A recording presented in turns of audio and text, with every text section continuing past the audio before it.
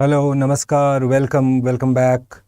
This is the sixth class for the Reading Comprehension Revision series ahead of and leading up to UPSC CSAT 2023. If you're watching this, well, this is the sixth class. We have completed 5.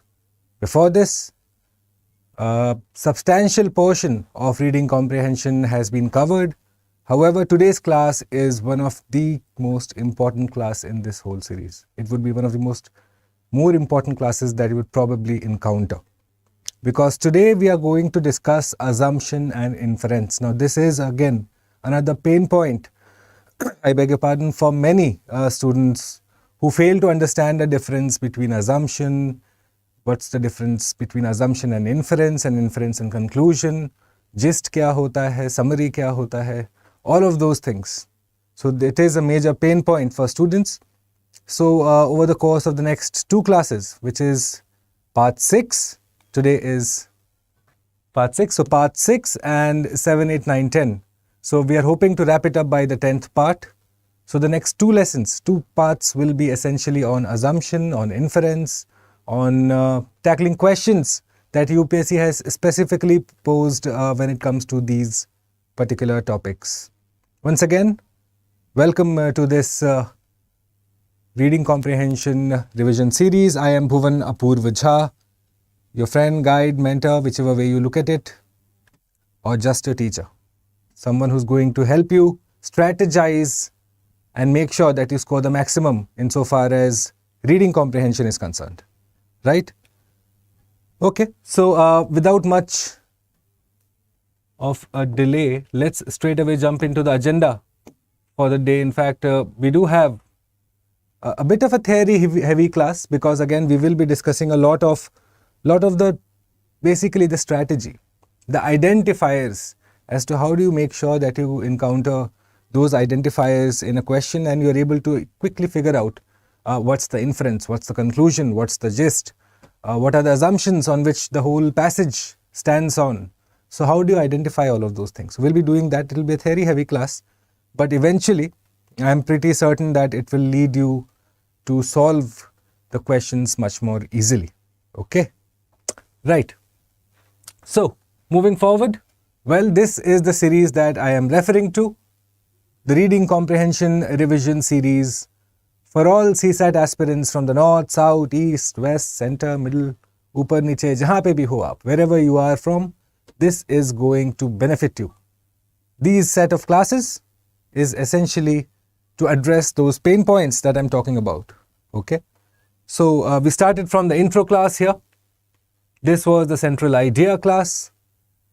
Thereafter we discussed tones, questions on tones and central idea, and previous year questions. So this has been the chronology of this particular series so far.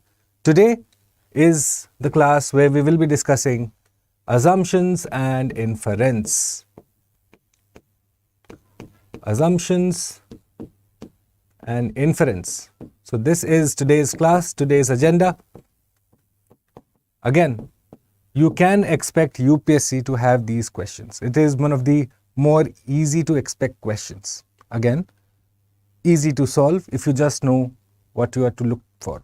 How do you identify that particular information in the question? That guarantees that you are able to solve assumption and inference based questions, right? So moving forward, again, I would advise you, if you are appearing for the CSAT on May the 28th this year, just a few days away, not long to go, by my estimate another 16 days left. So now would be a good time to start your revisions for CSAT. And what better way to revise than to have a guided revision session wherein you identify and go through the basics, go through the fundamentals which are more likely to overlook if you were to do it just yourself. Thereafter we discuss the important questions and not the ragtag questions that you find in the umpteen different mock papers around. You know, seasonal frogs are out in full force, so it's best for you to follow those questions that have been thought of to be exactly the way how UPSC expects you in the final paper. You know, it's designed in a very scientific manner. these questions. And obviously at the same time, we also look at the previous year questions to understand the expectations of UPSC insofar as paper 2 CSAT reading comprehension is concerned.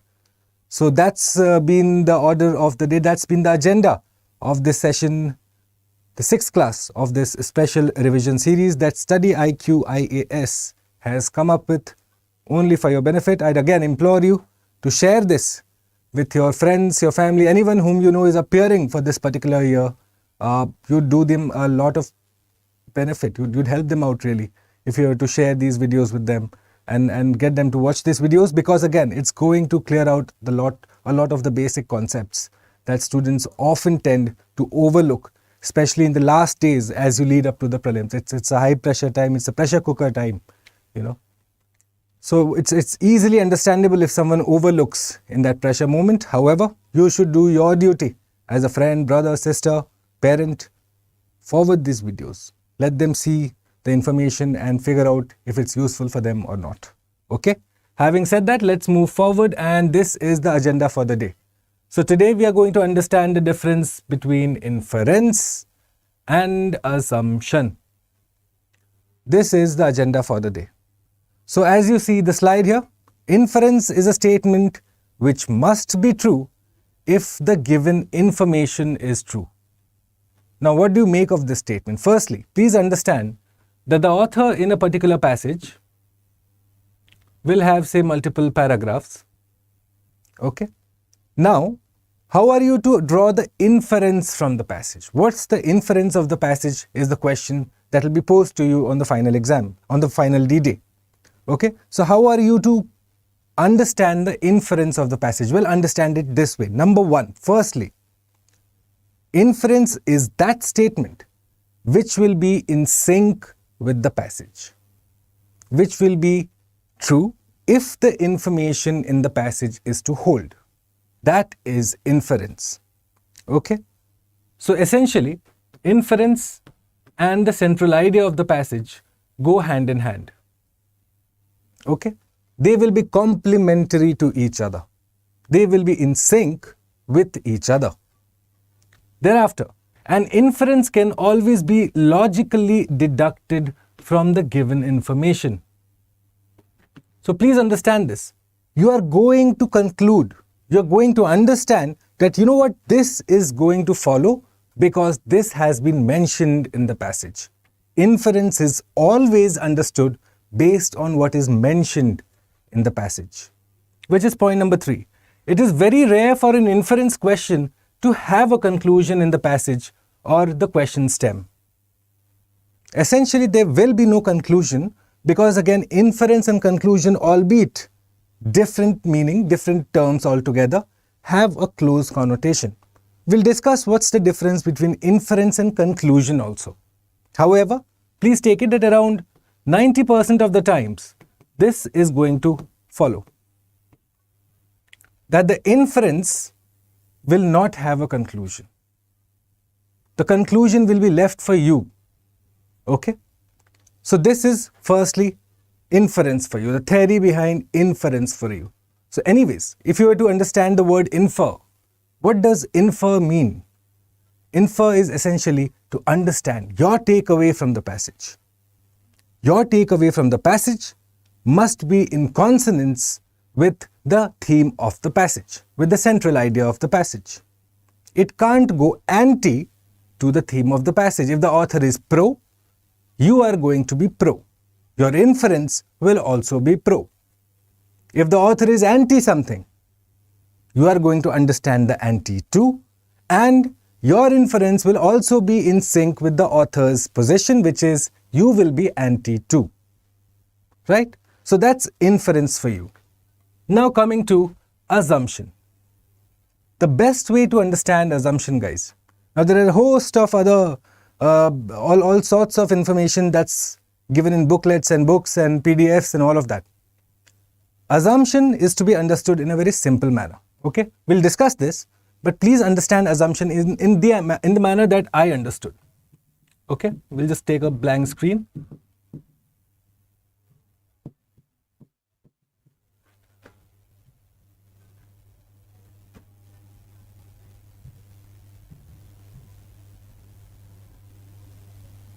Okay, so let's quickly look at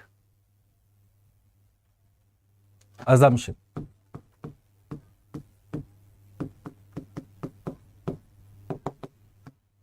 Okay, so now what is exactly assumption? So if, for example, the whole premise of the author, premise is essentially the fact that is mentioned in the passage. So the author's position, understand it like this. If the author's position rests on, say, 4 issues that is listed out in the passage, for example, okay, so the whole position of the author is listed through these 4 evidences, say. This is the author's position. It is listed on, say, evidence 1, evidence 2, evidence 3, and evidence 4. Okay. Now for your conclusion, what essentially am I saying? For your conclusion, for your assumption, what am I saying exactly is that your assumptions, for them to be true, if they are true, then they will hold. Okay. Which means they will stay in position. The author's position will also be true. However, if the assumption is false, which means either of these evidences may be untrue, after that, the whole house of cards falls apart. So if your assumption is false, your author's position is weakened. If the assumption is true, the author's position is strengthened. Assumption is the foundation on which the author has built his passage. Okay, this is to be understood in a very simple manner like that. That assumption is the foundation on which the author has built the passage. Okay, now assumption may not necessarily be mentioned in the passage. In fact, it is rarely mentioned in the passage. What author is going to do is he is going to go from information to conclusion. Okay, the author is going to, let me just clean this up. The author will go from information to conclusion, which means he is going to skip the assumptions. He is going to assume that the reader will understand the assumptions. You just need to identify those particular fundamentals, the blocks, the building blocks of the author's passage based on the assumption. What is the assumption that the author had put forward, which builds the passage, which brings the message of the passage forward? Right? So that is, hi Karthik, welcome. Welcome to this part 6 of identifying assumption and inference. So this is assumption for you. Okay? Understand it in the most simplest manner. When the author goes from information to conclusion, which means he's assuming, he's also saying that the reader must assume some things. So you just need to identify those building blocks. If you take away those building blocks, the author's position, the author's passage falls apart. It's false. If you add to those building blocks, which means you have strengthened the author's position. Okay? That's to be understood in the simplest manner. So we'll just go back to the slide now. As you can see, I have a host of number of questions for you. We'll be doing all of those. So coming to assumption. Assumption is a statement which must be true for the information to be true. So if, again, like I told you, the assumption is the building block of the passage, which must be true if the author's position is to be true. Again, if the assumption is false, the author's position is weakened, the whole passage falls apart. Right? In other words, for the conclusion to hold true, the assumption must be true. Okay? This is the simplest manner to understand this. We'll be doing some questions that will clear it out for you. An assumption can never be logically deducted. Deducted is essentially understood from the given information. Why? Because that's the nature of assumption, no? If it were to be understood from the passage, then it becomes inference. Assumption is something that is not mentioned in the passage. The author also assumes that the reader will be able to decipher the assumptions. Because the reader is in the same sync as the author, so they'll think alike. So he'll basically assume the assumptions that I am making. He'll understand the assumptions that I am making as the author. Okay. So moving forward, an assumption question necessarily needs to have a conclusion in the passage or the question stem. Now very quickly, just quickly understand the difference between conclusion and let's just quickly do the difference between conclusion and inference first. Very quickly, and you'll understand in the most simplest manner. I'll tell you right now. So look at this example. We'll go back to the whiteboard again. And here. Oh, yes. Okay. Look at this now.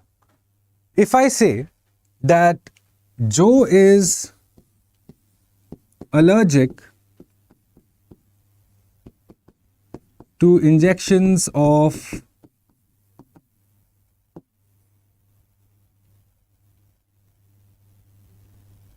chemical X, Y, and Z. Okay, this is my statement.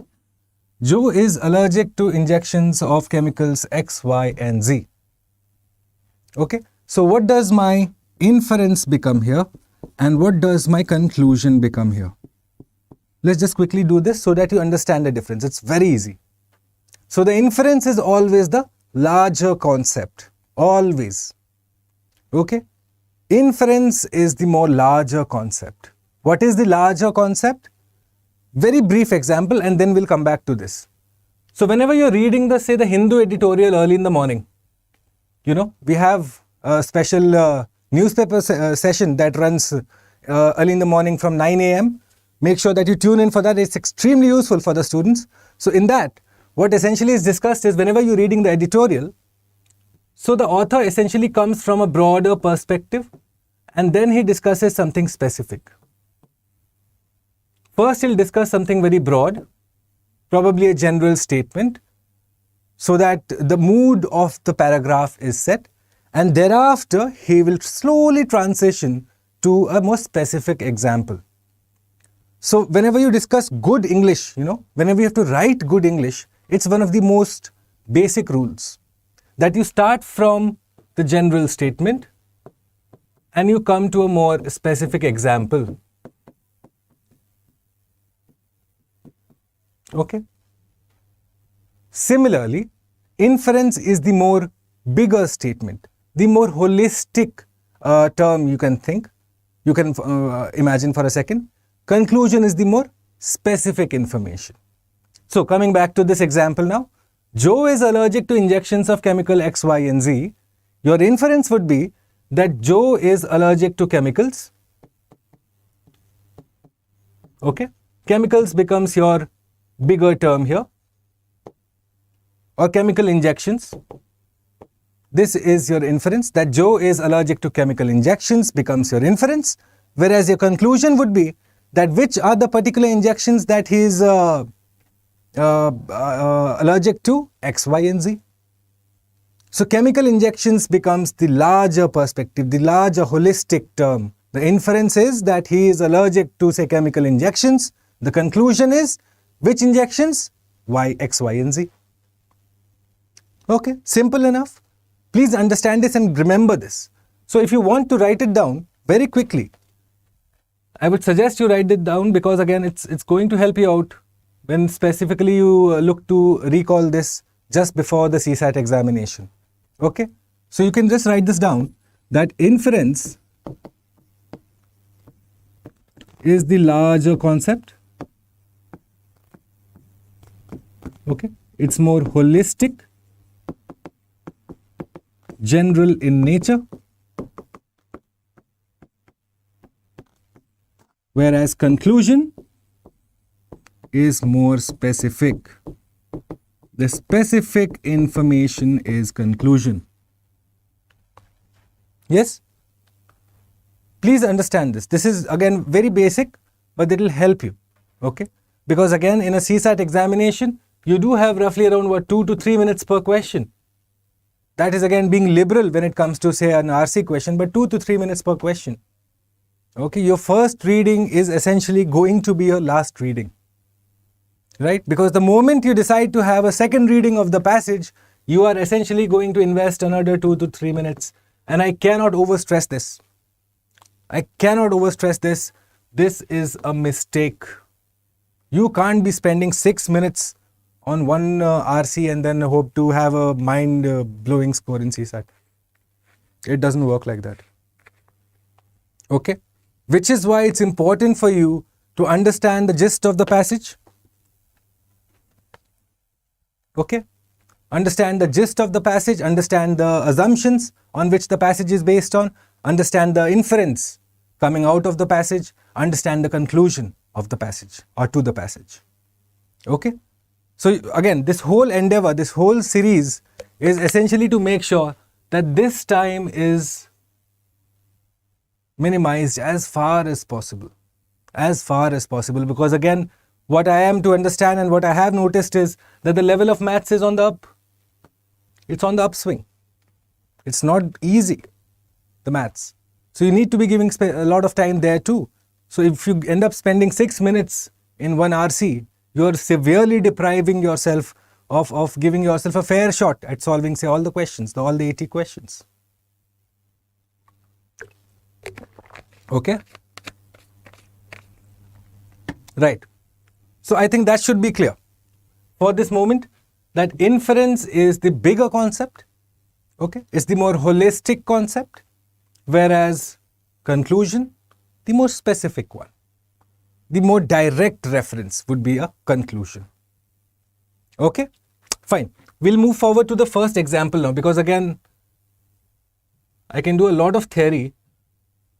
One thing that I really wanted to, in fact, discuss with the whole class is essentially the strategy that you can employ to solve, say, assumption-based questions.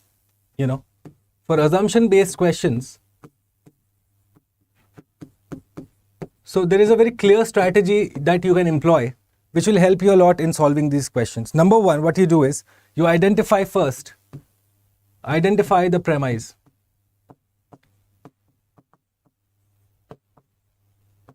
Okay? Identify the premise. Number two, thereafter, you identify the conclusion. Okay? Thereafter, you identify the conclusion, and then after, finally after that, you come to the assumption. Now you might ask me at this very moment, what is premise? Yes, that must be a question. That must be a question as to what exactly is premise. Right? So premise is essentially the fact or the information in the passage. Okay? That's the fact or the information in the passage. That's known as premise. Thereafter, the conclusion, like I told you, the more specific reference, the more specific takeaway for you from the passage. That's conclusion. And after you have done these two, okay, after you have been able to identify these two, then you come to the building blocks of the passage. What did the author expect you to assume for these to be true or these to be false, whichever way the question comes? Another simple thing that you can do is that whenever you're given an assumption question, look at the options first. Look at the options first, because those options which are mentioned in the passage, like I told you, assumption is never based on something that is mentioned in the passage. Okay? So the moment you see that, मान लो यहाँ x की बात हुई थी, and you see that in the passage x has also been directly referred to, well, that's your cue. That can't be an assumption because it's a direct reference to the passage. Okay? So these are the tips and tricks. Many a time students will approach faculty, what are the last minute tips and tricks that I can know so that I can clear my CSAT paper 2 with flying colors. Well, here are the tips and tricks. Assumption is essentially something that is non-existent in the passage. Okay? So if the question comes, which of the following evidences would strengthen the author's position? Or which of the following assumptions would weaken the author's position? If you find a particular statement which is a direct reprint of whatever has already been mentioned in the passage, it has just been rehashed essentially, you can quickly factor that out. That's not going to be a part of the assumption. Assumption is essentially something that's not a part of the passage, that the author expects you to assume alongside him. Okay, you have to think from the author's perspective, guys. That's of utmost importance. Okay? Okay. With that having been said, let's quickly dive into the questions, because again 30 minutes have passed and I'd rather do questions than pepper you with my monologue. Okay, let's do this question now. I'll just keep shut for a moment and I'd expect you all to read this very quickly.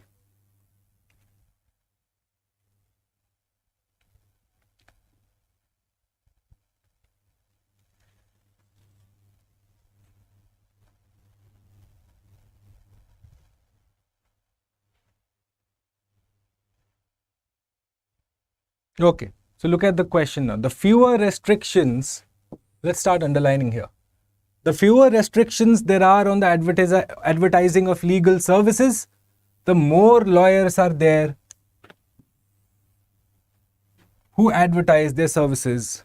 And the lawyers who advertise a specific service usually charge less for that service than the lawyer who does not advertise. Therefore,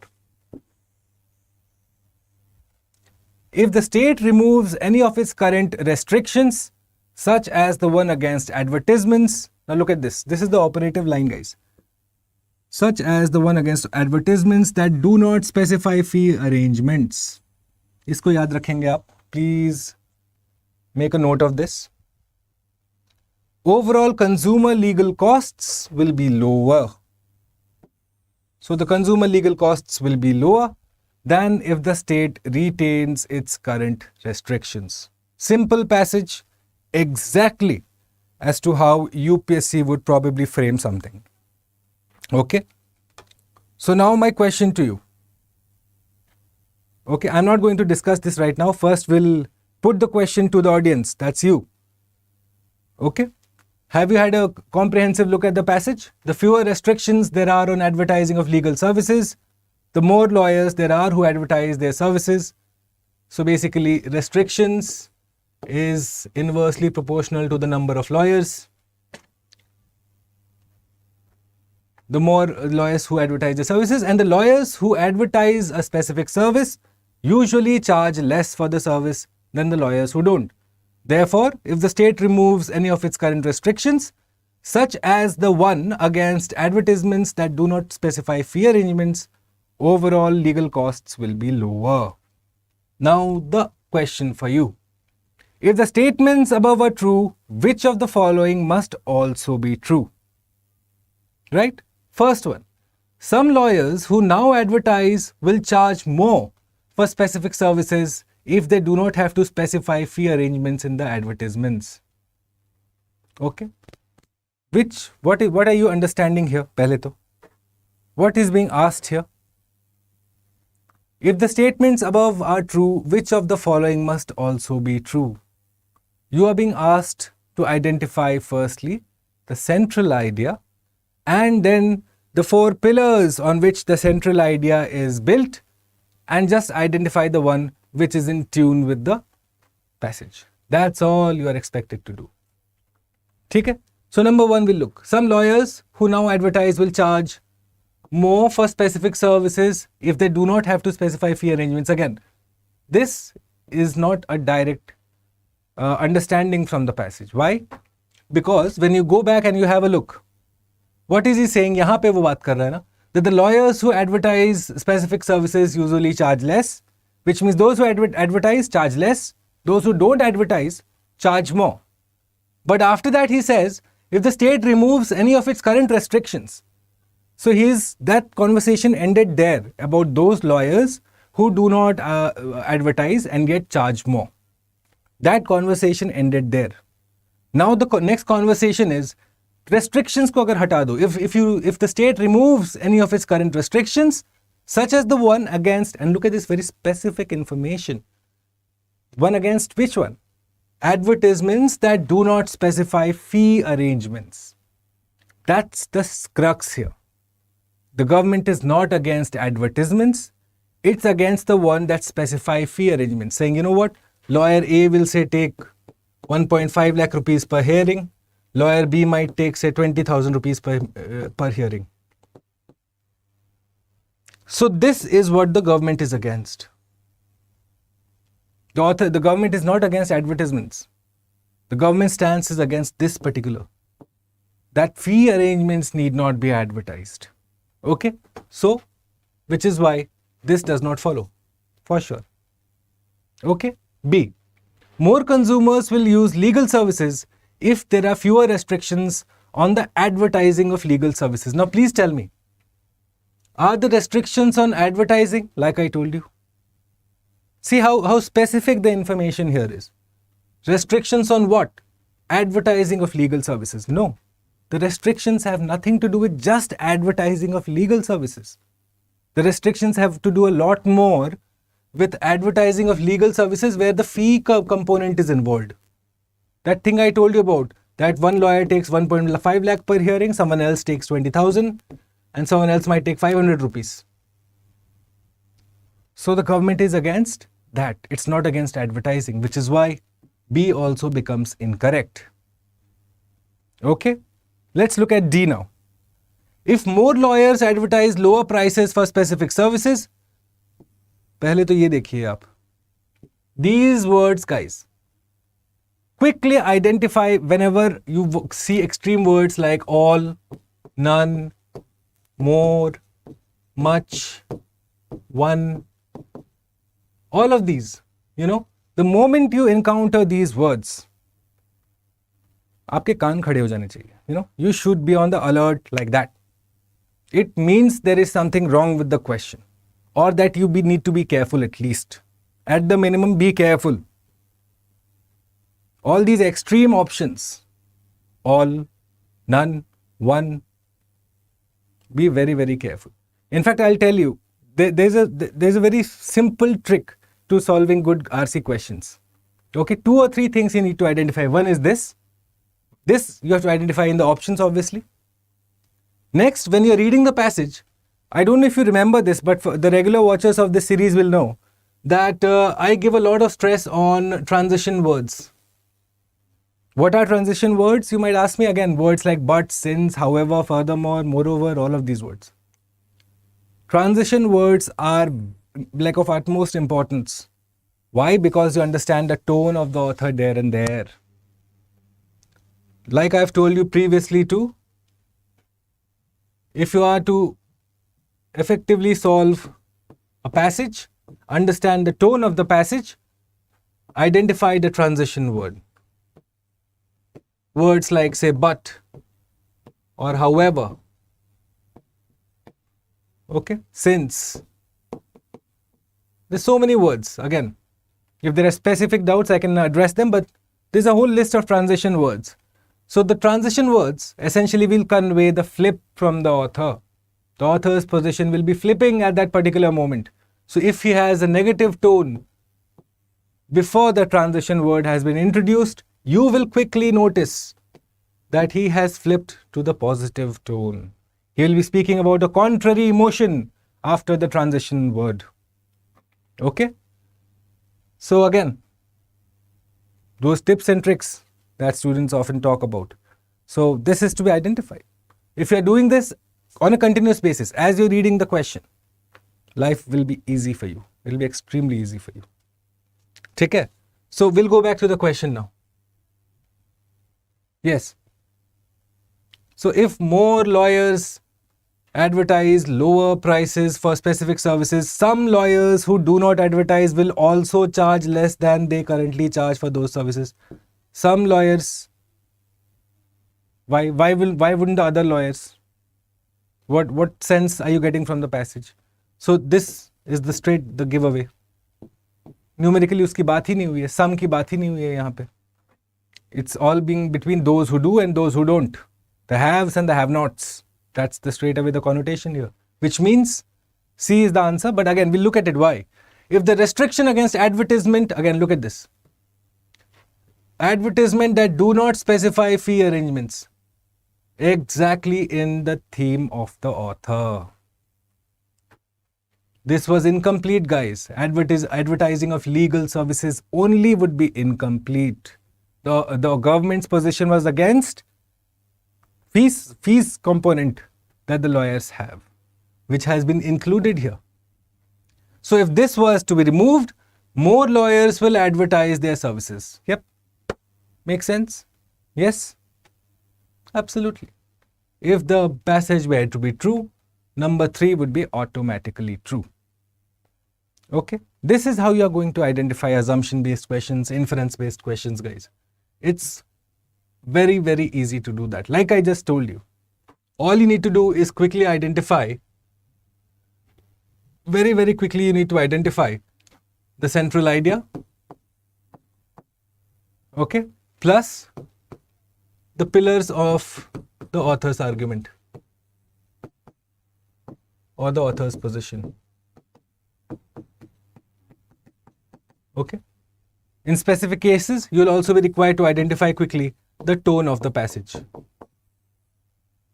Tone of the passage, again, I have told you, you look for identifier words. You look for words that speak about the author's mind. For example, I told you that if I say the sentence that a group of brilliant scientists came up with a novel solution for global warming. See, my words have given away my tone that I am being appreciative of the scientists. Brilliant. Those words are the giveaway. Brilliant scientists, I said. They have come up with novel solutions. See, these are all complementary words. Complementary, not the word that go with each other. This is tarif wala. They give away the sense that I am being appreciative of the scientists. However, again, if at the same time I were to say, a group of half-baked theories were proposed by this bunch of ruffian ragtag scientists. See, half-baked theories.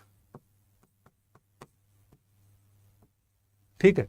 Or if I say this, that a bunch of half-baked theories was proposed by these conspiracy theorists masquerading as scientists. See? Masquerading as scientists. Masquerading means to pretend as, to camouflage as, essentially. Right? So those words essentially convey the sense of the author, the sense of the tone that I'm trying to convey. Am I being appreciative of the scientists, or am I being dismissive, condescending towards them? Okay. So that's how you are going to approach these questions, guys. Okay. It's so easy. I cannot overstress this. All you need to do is just be little smart. Keep doing active reading as you're going through the passage. Like I've told you previously also, look at it from the perspective of the author. Okay. I know it's easier said than done. It doesn't happen like that, especially in an exam environment. But then you can try, at least in the mocks. See if that works for you. Okay. Now I had a particular student. In fact, I had to address this in the beginning of the class. So I did have a student who reached out to me for a specific doubt, and I'm happy to say that we were able to come to a good resolution for his doubt. So again, if you have any particular questions ahead of CSAT 2023, well, my email ID is available for all of you. Make sure that you send me all your doubts, your queries. I'll be happy to address them again. Yeah, it's why I'm here. It's what drives me. So go ahead, shoot me all your doubts, your feedback. Whether you are enjoying this series, whether you are not, all are welcome. Okay, absolutely welcome. Send them across at your convenience. Now moving forward again. So this now that has been done. Pardon me. Okay, now that this has been done, let's do this quickly.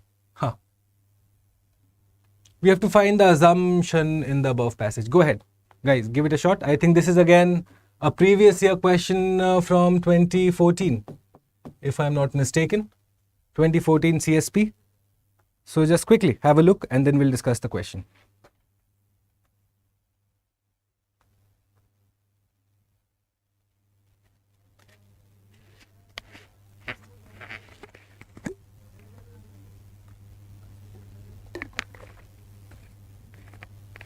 Okay. Now coming to the passage. If political leadership fails to emerge, there is likelihood of military taking over power in developing countries. Well, they could have just mentioned our neighbor, no? Our noisy neighbors. So if political leadership fails to emerge, there is likelihood of military taking over power in developing countries. Radical student groups or labor. So अभी तक कौन-कौन stakeholder introduce हुए? कौन-कौन से stakeholders? Let's quickly have a look at those first. First, there is political leadership. Then we have military. Then we have student groups or labor groups. They may try to raise revolution, but they are not likely to compete with the military. Military intervention, rule and withdrawal from politics is closely related to a society's level of political development. Look at this here. यहाँ से यहाँ तक. Please have a look now very quickly. Okay. So right now we have been introduced in the first part of the passage, in this paragraph, we have been introduced to three stakeholders. Political leadership, four. Political leadership, military, student and labor. Four stakeholders were introduced by the passage, by the author, and then he goes on to expand on the role of the one, essentially saying that military occupies a higher position than the rest. Okay. Thereafter, what is the sense that he's trying to say? That military is closely related to the development of the nation, and which is why if the military were to usurp power, if the military were to stage a coup, then it speaks poorly of a nation's political development. Please, again, very quickly, and you must have noticed by now, I said if the military were to stage a coup. Am I assuming that? Yes. For example, in India's context, if we had a political vacuum, would the military stage a coup? Not likely.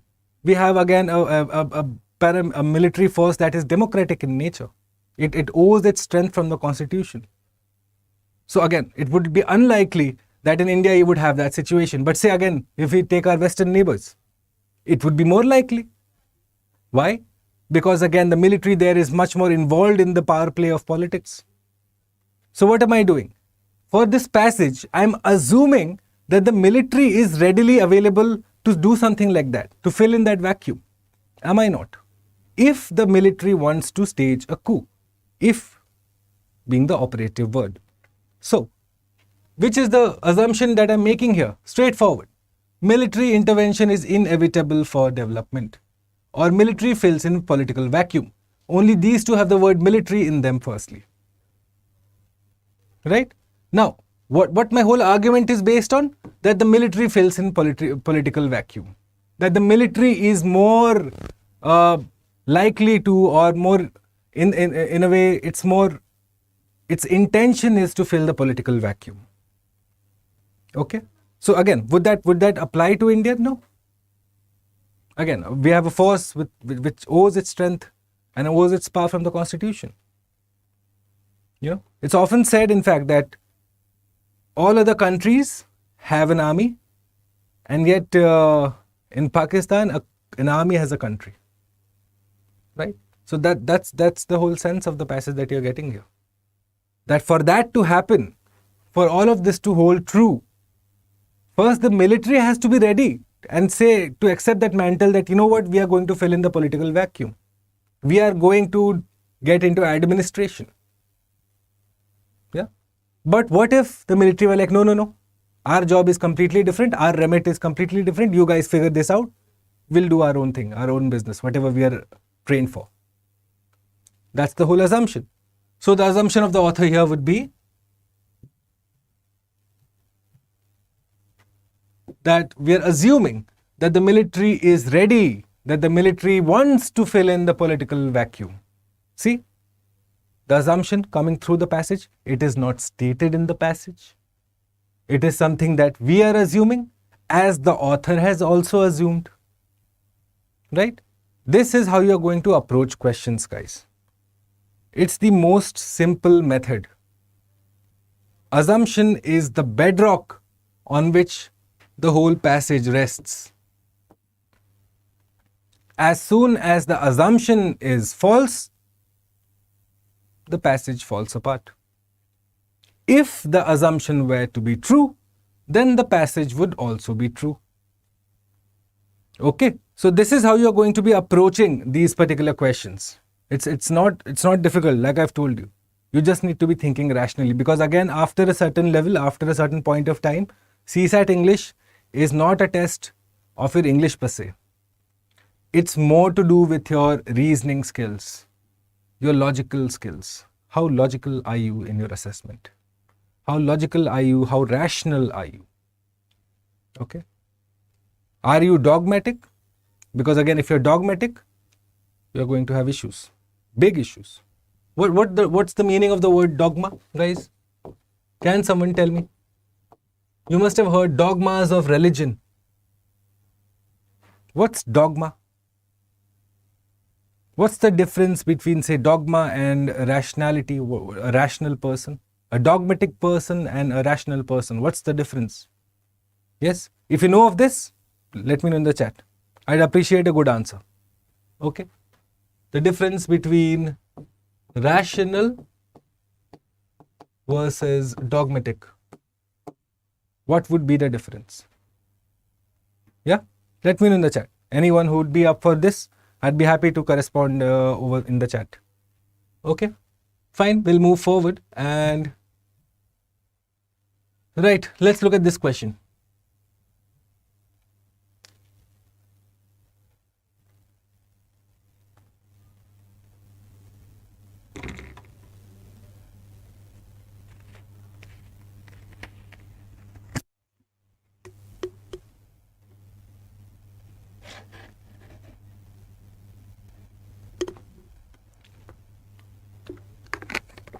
Okay. The Himalayan ecosystem is highly vulnerable to damage, both due to geological reasons, okay, geological reasons, and some of the stress caused by the increased pressure of population. So basically anthropogenic reasons plus natural causes, both. These aspects may be exacerbated due to the impact of climate change. Iska arth kya hai, guys? What does exacerbated mean? Exacerbated means to amplify, to increase in magnitude. Okay? He exacerbated my troubles by visiting me in my hospital, in the hospital. Which means he increased your troubles. You were looking to rest in the hospital, there he came with fruits and guava and this and that, and you wanted to sleep, but he wanted to chat. Exacerbated your troubles. Uska synonym, antonym kya hoga? Ameliorated, kam karna. To reduce, okay, to reduce the intensity or the magnitude is ameliorate. Alleviate kya hota hai fir? Very closely linked words. What is the difference between ameliorate and alleviate?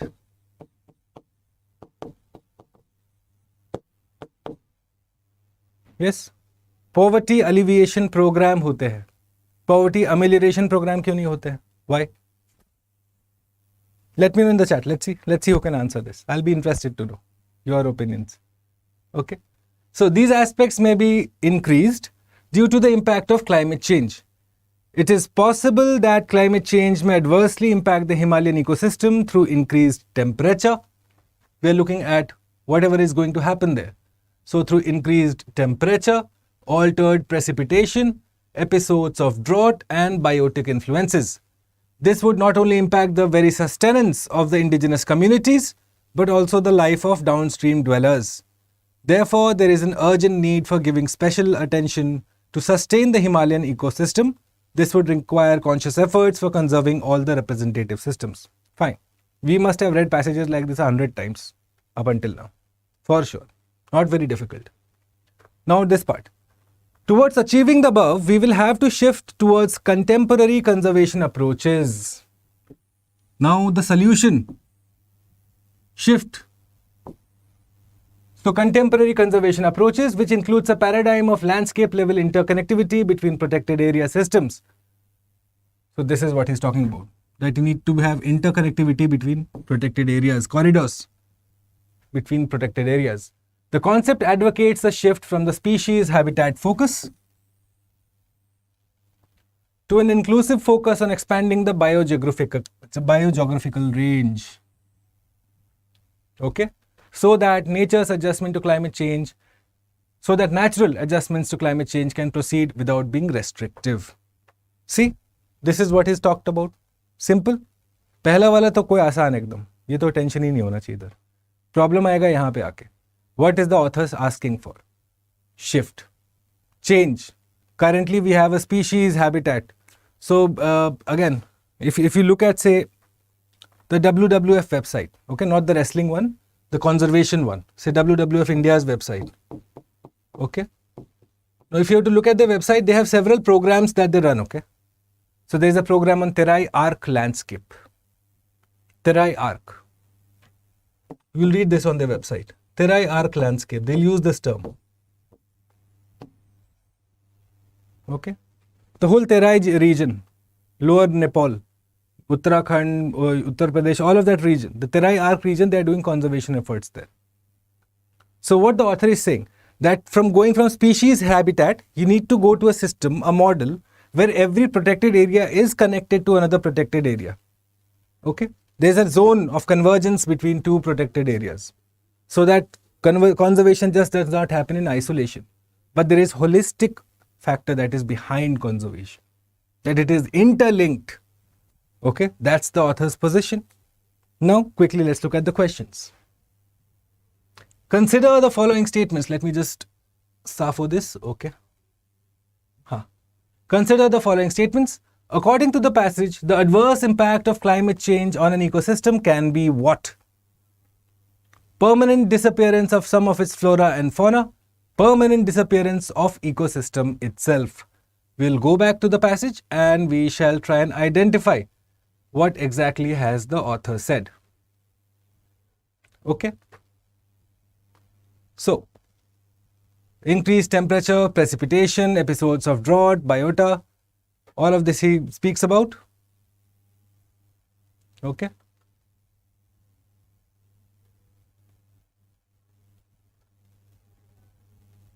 Possible climate change may adversely impact the Himalayan ecosystem. Adversely impact the Himalayan ecosystem. This will impact the very sustenance of indigenous communities. Sustain the ecosystem. Look at the words. What am I doing? I'm identifying all the places wherever the word ecosystem has been used. Because again, flora and fauna to हमने identify कर लिया कि हाँ उसकी बात तो हो रही है, that it is going to be affected once the author's position is more clear. However, we are trying to identify where there will be loss of the complete ecosystem, because that's what the author is saying, no? Permanent disappearance of ecosystem itself, which means there will be nothing left. So let's do that. Is it what he's talking about? We'll have to shift towards contemporary, which includes a paradigm, concept, species, habitat. So look at this. At all times, what's the sense that we have understood? That permanent disappearance of ecosystem has not been mentioned in the passage. What has been said is, it will adversely affect the impact of Himalayan ecosystem. It will be affected to the extent that it will be adverse. It will not be to its benefit. However, the author is silent on saying whether it will be permanently disappearing. That's an assumption that we would make. We are attributing it to the author. We can't do that. Which is why this does not become my answer. One only. Right? See? Simple. Not very difficult. Okay? Take it. So that's what we are going to do. We are going to wrap it up for today here. Okay? Today again, just a brief recap. We have done inference. We have learned how to identify assumptions. Okay? We discussed the strategies insofar as solving questions for inference and assumption is concerned. and we did a couple of questions, 2-3 questions. Again, it was a theory heavy class like I had told you right at the very beginning. But tomorrow's class is where we will be discussing questions, more specific questions related to assumption and inference. Thereafter that, we'll be also doing some questions on identification of conclusion to the passage. Okay. Some previous year's questions and some particular questions like today that we discussed, which will be more in sync with the level that UPSC expects out of you. Okay. The wording will be similar. The concept, the thought stem, the question stem will be similar. So make sure that you tune in for that too tomorrow evening, 7 p.m. Same channel, StudyIQ English IAS. On that note, this is Bhuvan Apurva Jha signing off for the time being till I catch you tomorrow, 7